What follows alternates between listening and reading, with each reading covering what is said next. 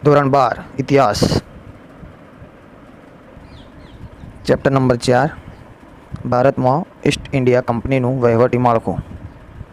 ભારતમાં સામ્રાજ્યની સ્થાપના કર્યા બાદ તેના પર વહીવટ ચલાવવા અને નિયંત્રણ મૂકવા ઈસ્ટ ઇન્ડિયા કંપનીએ વહીવટી માળખાની સ્થાપના કરી.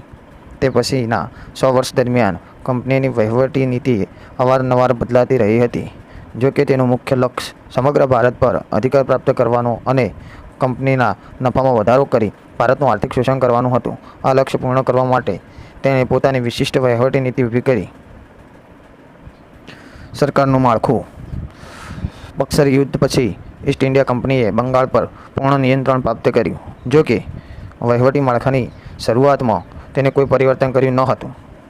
કંપનીનો વ્યાપાર વિકસે અને ઇંગ્લેન્ડમાં મોટા પ્રમાણમાં વ્યાપાર મોકલી શકાય તેવી શાસન વ્યવસ્થાનો પ્રારંભ કર્યો. ત્યારબાદ બંગાળમાં ત્રિમુખી શાસન પદ્ધતિનો તેમણે પ્રારંભ કર્યો. હવેથી ભારતીય કર્મચારીઓ બ્રિટિશ અધિકારીઓના નિયંત્રણમાં કાર્ય કરી શકતા. તેમની પાસે જવાબદારી હતી, અધિકાર નહીં. જ્યારે કંપનીના અધિકારીઓ પાસે અધિકાર હતા, કોઈ જવાબદારી નહીં. આ દરમિયાન બંગાળનું મોટા પ્રમાણમાં શોષણ થયું. જો કે કંપનીએ ત્રિમુખી શાસન વ્યવસ્થાને તિલાંજલિ આપી અને સમગ્ર બંગાળનું શાસનતંત્ર પોતાના હાથમાં લઈ પોતાના અધિકારો દ્વારા ચલાવવાનું શરૂ કર્યું. ઈસ્ટ ઇન્ડિયા કંપની એક વ્યાપારી કંપની હતી. તેનું માળખું વ્યાપાર કરવા માટે જ બનાવવામાં આવ્યું હતું. તેનો સર્વોચ્ચ વડો ઇંગ્લેન્ડમાં રહીને ભારત પર નિયંત્રણ ધરાવતો હતો. જો કે બ્રિટિશ સરકારે આ વિચિત્ર પરિસ્થિતિ પર પોતાનું નિયંત્રણ લાદવા અલગ અલગ પ્રકારનું વહીવટી માળખું ઊભું કર્યું. રેગ્યુલેટિંગ એક્ટ નિયામક ધારો ઈસવીસન 1973 દ્વારા બ્રિટિશ સાંસદે વહીવટી માળખામાં પરિવર્તનની શરૂઆત કરી. કંપનીના બોર્ડ ઓફ ડાયરેક્ટર્સ પર બ્રિટિશ સંસદનું નિયંત્રણ મૂકવામાં આવ્યું. ઈસ્ટ ઇન્ડિયા એક્ટ દ્વારા આ નિયંત્રણ વધુ કડક બનાવવામાં આવ્યું. આ કાયદા દ્વારા 100 કમિશનરોને ભારતીય બાબતો માટે નિમણૂક આપવામાં આવી, જેને બોર્ડ ઓફ કંટ્રોલ કહેવામાં આવતા. તેમાં ઇંગ્લેન્ડના 2 કેબિનેટ મંત્રીઓનો સમાવેશ થતો. ભારત પર શાસન કરવા માટે ગવર્નર જનરલ અને 3 સભ્યોની બનેલી એક કાઉન્સિલના હાથમાં ભારતનું શાસન સોંપવામાં આવ્યું. બ્રિટિશ ધારા પછી કંપનીએ કાયદાઓ દ્વારા અનેક પરિવર્તનો કર્યા. ગવર્નર જનરલે વિશિષ્ટ સત્તાઓ આપવામાં આવી. ચાર્ટર્ડ એક્ટ અનુસાર ભારત સાથે વ્યાપાર પર ચાલતો કંપનીનો અધિકાર સમાપ્ત કરવામાં આવ્યો. અંતે નવા ચાર્ટર એક્ટ દ્વારા કંપનીને સંપૂર્ણપણે બ્રિટિશ સંસદના નિયંત્રણમાં મૂકી દેવામાં આવી. આ રીતે સંસદીય કાયદાઓ દ્વારા કંપની અને તેના વહીવટીતંત્રને બ્રિટિશ સરકારના નિયંત્રણમાં લાવવામાં આવ્યું. પરંતુ તે 6000 માઇલ દૂર બેસીને ભારતનું રાજ્ય ચલાવી શકશે નહીં તેવી ખાતરી થતાં ગવર્નર જનરલની પરિષદને સર્વોચ્ચ અધિકાર ઉપરાંત કેટલીક વિશિષ્ટ સત્તાઓ આપવામાં આવી. હવે ભારતનો સૌથી પ્રભાવશાળી અને વાસ્તવિક શાસક ગવર્નર જનરલ બન્યો.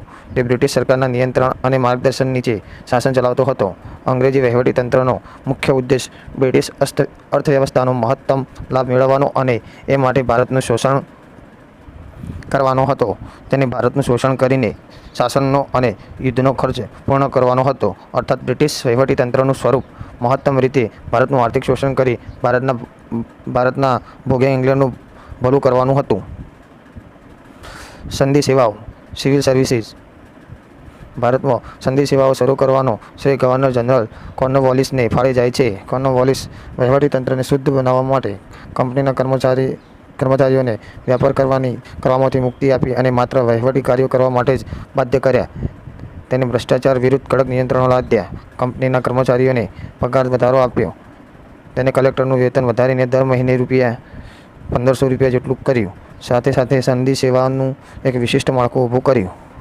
સંધિ સેવાઓ સાથે સંકળાયેલા અધિકારીને તેમની કામગીરી અને વરિષ્ઠ થતાં સિનિયોરિટી તે પ્રમાણે પ્રમોશન આપવાની પદ્ધતિ અપનાવી. ગવર્નર જનરલ વેલેસ્લીએ ભારતીય સંધિ સેવાઓમાં અવારનવાર યુવાન અધિકારી માટે કોલકાતામાં ફોર્ટ વિલિયમ કોલેજની સ્થાપના કરી, જે આ અધિકારીઓને તાલીમ આપવા માટે હતી. બ્રિટિશ સત્તાએ ઇંગ્લેન્ડમાં હેલીબરી ખાતે ઈસ્ટ ઇન્ડિયા કોલેજ શરૂ કરી. આ રીતે કંપનીની સરકારે સંધિ અધિકારીઓની તાલીમનું કાર્ય પોતાના હાથમાં લીધું. પૂર્વ નાગરિક સેવાઓમાં મોટાભાગની નિમણૂક ઈસ્ટ ઇન્ડિયા કંપનીના નિયામક મંડળ દ્વારા થતી. હવે ચાર્ટર એક્ટ દ્વારા સંધિ સેવાઓનો એક વિશિષ્ટ કાયદો પસાર કરવામાં આવ્યો, જેમાં એવું નક્કી કરવામાં આવ્યું કે સંધિ સેવામાં પ્રવેશ મેળવવા માટે પ્રત્યેક વ્યક્તિને સ્પર્ધાત્મક પરીક્ષા આપીને પાસ થવું પડશે. અંગ્રેજો દ્વારા નિર્મિત સંધિ સેવાની એક ખાસ વિશેષતા હતી.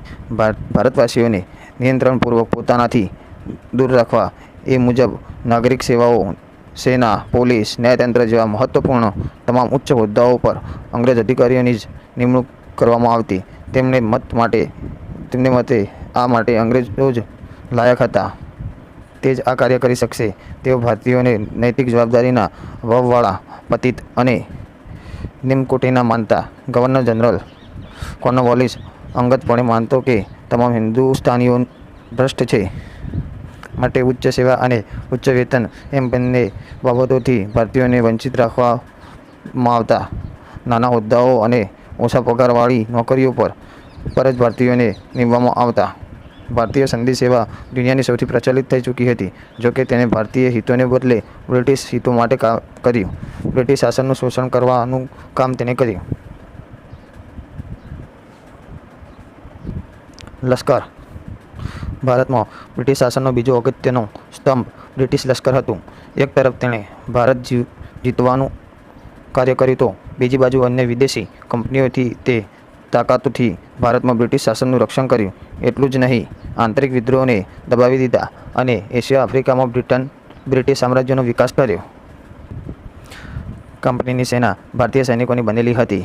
ઉત્તર પ્રદેશ અને બિહારના ઘણા બધા લોકો કંપનીની સેનામાં સૈનિક તરીકે જોડાયા હતા. 1857ના વિપ્લવ સુધી કંપનીના લશ્કરમાં કુલ 3,11,400 સૈનિકો હતા, જેમાંથી 2,65,900 તો ભારતીય સૈનિકો જ હતા. જોકે ઉચ્ચ અધિકારી તરીકે અંગ્રેજની પસંદગી થતી ત્યાં સુધી લશ્કરમાં માસિક વેતન મેળવનાર માત્ર 3 જ ભારતીયો હતા, જે સુબેદાર કક્ષાનો હોદ્દો ધરાવતા હતા. મુઠ્ઠીભર અંગ્રેજોનું બનેલું લશ્કર ભારત પર નિયંત્રણ રાખી રહ્યું હતું. તેમાં ભારતીયોની સંખ્યા ખૂબ જ વધારે હતી, જે આશ્ચર્યજનક બાબત અને શોષણખોર અર્થવ્યવસ્થાનું પ્રતીક હતું. અંગ્રેજ લશ્કરમાં ભારતીય સૈનિકને નિયમિત પગાર મળતો, તેથી પોતાનું ગુજરાત ચલાવવા ભારતીય સૈનિક બ્રિટિશ સામ્રાજ્યવાદ માટે કાર્ય કરતા. પોલીસ. બ્રિટિશ સામ્રાજ્યવાદમાં મહત્વનું તંત્ર જો કોઈ હોય તો તે પોલીસ તંત્ર હતું. ભારતમાં પોલીસ તંત્ર શરૂ કરવાનો ફાળો ગવર્નર જનરલ કોર્નવાલિસને જાય છે. તેણે જમીનદારો અને જાગીરદારોનું પોલીસ કાર્યથી અલગ કરી કાયદો અને વ્યવસ્થા નિયમિત કરવા પોલીસ વિભાગની સ્થાપના કરી. પરંપરાગત ભારતીય વ્યવસ્થાનું આધુનિકરણ કર્યું. તેણે પોલીસ સ્ટેશનની શરૂઆત કરાવી. તેના પર એક ફોજદારની નિમણૂક કરી. આગળ જતાં જિલ્લા કક્ષાએ પોલીસ અધિકારી તરીકે જિલ્લા પોલીસ અધિક્ષક DSPની નિમણૂક કરી, જે જિલ્લાનો સર્વોચ્ચ પોલીસ અધિકારી હતો. પોલીસ તંત્રમાં ઉચ્ચ હોદ્દાઓ પણ માત્ર અંગ્રેજોની નિમણૂક કરવામાં આવતી. ગામડામાં ચોકીદારની નિમણૂક થતી.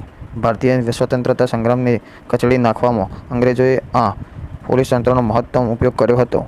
આ દ્રષ્ટિએ આ પોલીસ તંત્ર જનતાના રક્ષક થવાને બદલે અંગ્રેજ હિતો માટે જ કામ કરતું હોવાનું સ્પષ્ટ જણાઈ આવે છે. ન્યાયતંત્રનું સંગઠન. અંગ્રેજોએ દીવાની અને ફોજદારી જેવી શ્રેણીઓ દ્વારા ન્યાય વ્યવસ્થા શરૂ કરી. તેની શરૂઆત વોરન હેસ્ટિંગ્સ રેગ્યુલેટિંગ એક્ટમાં કરી. કોર્નવાલિસે ન્યાયતંત્રની વ્યવસ્થામાં મહત્વપૂર્ણ પરિવર્તનો કર્યા.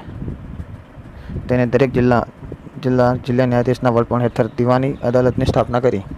આ દ્વારા તેણે કલેક્ટર અને ન્યાયાધીશને તેમના કાર્યો અને હોદ્દાઓમાં જુદા જુદા પાડ્યા. આ સિવાય તેણે 4 જેટલી પ્રાંતીય અદાલત શરૂ કરી. જિલ્લા અદાલતો ઉપર સરહદ દીવાની અદાલતોની સ્થાપના કરી. જિલ્લા ન્યાયાલય નીચે રજિસ્ટ્રારની અદાલતોની સ્થાપના કરી. તેની નીચે તાલુકા કક્ષાએ નાની અદાલતો સ્થપાઈ. આ ન્યાયાલયોના ન્યાયાધીશ તરીકે મુનસફ અને અમીન તરીકે ઓળખાતા ભારતીય ન્યાયાધીશની નિમણૂક કરવામાં આવતી. ફોજદારી કેસો માટે કોર્નવાલિસે બંગાળ પ્રેસિડેન્સીને 4 વિભાગમાં વહેંચ્યું હતું, જે ક્ષેત્રીય ન્યાયાલયો કહેવાતા. તેમાં નિમ્ન સ્તરે ભારતીય ન્યાયાધીશોની નિમણૂક કરવામાં આવતી. તેણે મુસ્લિમ કાયદાઓમાં બદલાવ લાવીને અંગ્રેજી કાયદા લાગુ કર્યા. વિલિયમ બેન્ટિંગે પણ ન્યાયતંત્રમાં ખાસા પરિવર્તનો કર્યા. તેણે ભારતીયોને ન્યાયતંત્રમાં ઉચ્ચ હોદ્દાઓ પર મૂકવાની શરૂઆત કરી. તેણે પ્રાંતીય ક્ષેત્રે અને ન્યાયાલયો બંધ કરી તેમના કાર્યો જિલ્લા ન્યાયાધીશોને સોંપ્યા. કોલકાતા, મદ્રાસ અને મુંબઈમાં હાઈકોર્ટની સ્થાપના કરવામાં આવી. સુપ્રીમ કોર્ટની સ્થાપના પણ થઈ ચૂકી હતી. તેણે તત્કાલીન અધિનિયમને વ્યવસ્થિત કરી કાયદાની નવી પ્રણાલિકા સ્થાપિત કરી. ભારતીય ન્યાય વ્યવસ્થા પરંપરા અને પ્રચલિત રિવાજો પર આધારિત હતી. તે હિન્દુ અને મુસ્લિમ માટે અલગ અલગ હતી. તેને બદલે હવે અંગ્રેજોએ પણ એક સમાન ન્યાય વ્યવસ્થાની શરૂઆત કરી. કાયદાઓને સંહિતાબદ્ધ કરવામાં આવ્યા, તેમને સ્પષ્ટ વ્યાખ્યા કરી, તેમને આધુનિક સ્વરૂપ આપવામાં આવ્યું. નવા ચાર્ટર એક્ટ પ્રમાણે કાયદા સમક્ષ સમાન ગણવામાં આવ્યા. બ્રિટિશ સરકારે મોકલેલા વડપણ નીચે ભારતીય કાયદાઓ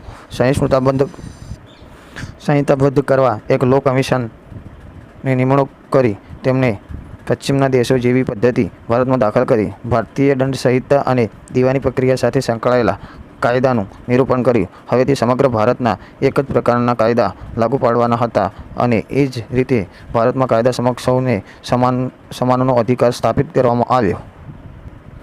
કાયદાનું શાસન અને કાયદા સમક્ષ સૌની સમાનતા.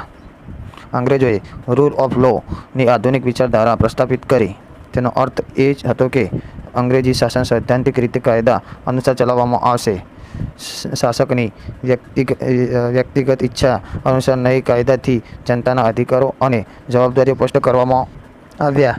પરંપરાગત ભારતીય શાસન વ્યવસ્થામાં શાસકીય ઈચ્છા એ જ કાયદો હતો, જ્યારે બ્રિટિશ શાસનને કાયદાના આધાર પર પ્રશાસનનું સ્વરૂપ ચલાવ્યું હતું. અંગ્રેજ શાસન દરમિયાન ભારતીય ન્યાય પ્રણાલી કાયદા સમક્ષ સૌની સમાનતાના સિદ્ધાંત પર આધારિત હતી. એ દ્રષ્ટિએ કાયદાની દ્રષ્ટિએ માનવ માત્ર સમાન છે. જાતિ, ધર્મ કે વર્ગના આધારે કાયદાની દ્રષ્ટિએ કોઈ ભેદભાવ ન હતો. પરંપરાગત ભારતીય ન્યાય વ્યવસ્થામાં જાતિ આધારિત ન્યાય આપવામાં આવ્યો. ઉચ્ચ વર્ણ કરતાં નિમ્ન વર્ણને એક જ અપરાધ માટે વધારે સજા કરવામાં આવતી. એટલું જ નહીં, જમીનદારો અને સામંતો વિરુદ્ધ ન્યાયાલયમાં કેસ ચલાવવામાં આવતા નહીં. જ્યારે બ્રિટિશ શાસને સામાન્ય લોકો માટે પણ ન્યાયાલયના દરવાજા ખોલી નાખ્યા હતા. તેની ગુણવત્તા અને તેની ક્ષતિઓ. બ્રિટિશ વહીવટીતંત્ર આધુનિક વહીવટીતંત્ર, પોલીસ તંત્ર, લશ્કરી તંત્ર અને ન્યાયતંત્રની સ્થાપના કરી, જે ગુણવત્તાના આધાર પર રચાયેલી હતી અને આધુનિક સ્વરૂપની હતી.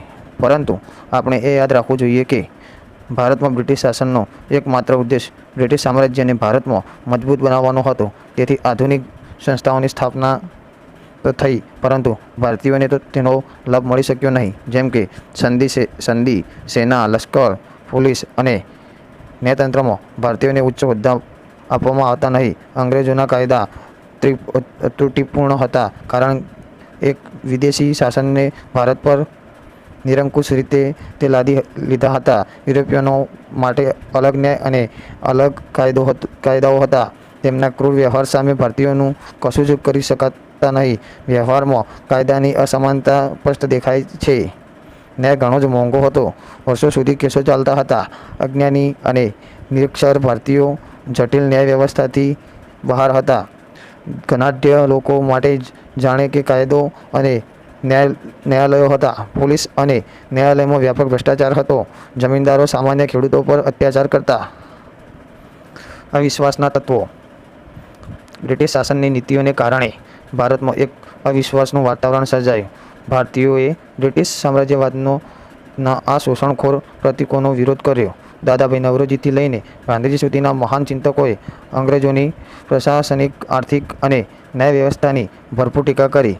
મહાત્મા ગાંધીએ કહેલું કે ભારતની પ્રજા માટે વિદેશી શાસન અને વિદેશી કાયદાઓ એ બંને સ્વીકાર્ય છે, કારણ કે તેનો હેતુ ભારતની જનતાની સુખાકારીને બદલે બ્રિટિશ સ્વાર્થની પૂર્તિ કરવાનો હતો. ટૂંકમાં, બ્રિટિશરો દ્વારા રચવામાં આવેલા આ વહીવટીતંત્ર અને ખાસ કરીને કાયદા તેમજ ન્યાયતંત્રને ક્ષેત્રે અવિશ્વાસના તત્વો સવિશેષ હતા.